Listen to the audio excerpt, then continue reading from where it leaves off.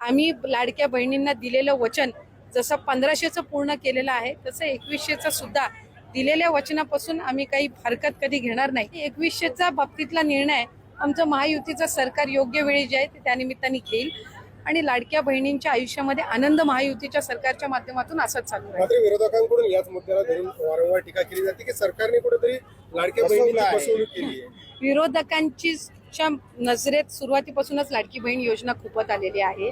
तुम्ही जर बघाल ज्या वेळेला 28 जून 2024 ला ही योजना जाहीर झाली त्या दिवसापासून आजपर्यंत विरोधकांनी त्या योजनेची कधी प्रशंसा केलेली मी तरी ऐकलेली नाही। त्याच्यामुळे त्यांना माहिती आहे की ही योजना जी आहे महिलांच्या आयुष्यामध्ये त्या ठिकाणी चांगले दिवस आणते, आनंदाचे दिवस आणते। विरोधक पहिले म्हणायचे की तुमचं फक्त रजिस्ट्रेशन करून घेतील, 1500 तुम्हाला येणार नाहीत, मग 1500 यायला लागले।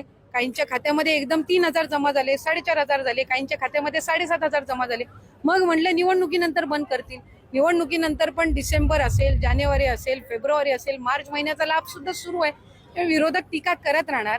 त्यांच्यामधलं जे नैराश्य आहे ते कुठं ना कुठेतरी या योजनेवर काढण्याचा त्यांचा प्रयत्न। मंत्री माझी लाडकी बहीण योजना ही महायुतीचे सरकार, देवेंद्र फडणवीस साहेब मुख्यमंत्री